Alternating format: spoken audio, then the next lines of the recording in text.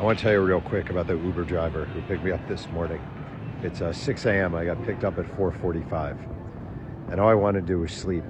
But whenever I get an Uber, I always feel kind of guilty about not talking to the driver because you assume they're in their cars all day alone.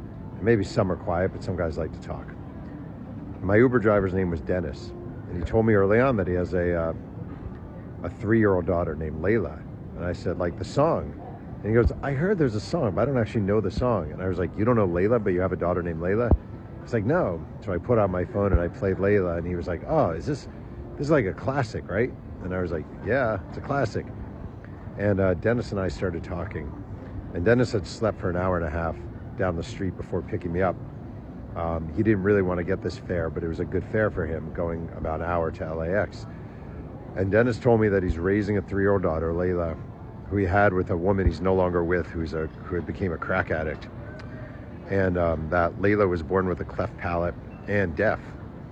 And Dennis, the driver, does as much as he can making money via, Uber driving. He used to be a truck driver, but after he had his daughter, he stopped being a truck driver. So he makes money being an Uber driver, and he has to be there for his daughter because he's raising her alone with some help from his younger sister who lives with him. And it was just this crazy, heartwarming, heartbreaking, inspired story from this man just trying to do right and busting his ass, driving and raising his child without the help of the child's mother, who has all these problems. And I always think this, like, I wanted to sleep on this drive really bad, but talk to your Uber drivers, talk to your taxi drivers, talk to people in your life who maybe were not conditioned to talk to, if that makes sense.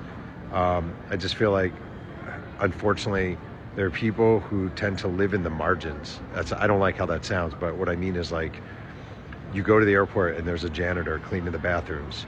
You get a lift from an Uber driver. There's a guy sweeping the streets, and sometimes we don't think about these people at all. And not only do they have the best stories, but they deserve to be seen and they deserve to be heard. So, and also tip well. When I left the Uber, I'm getting expense for this trip, so I actually gave him the maximum tip. I'm not looking for points here. I'm just saying, like, talk to your Uber drivers and make people feel good and make people feel heard.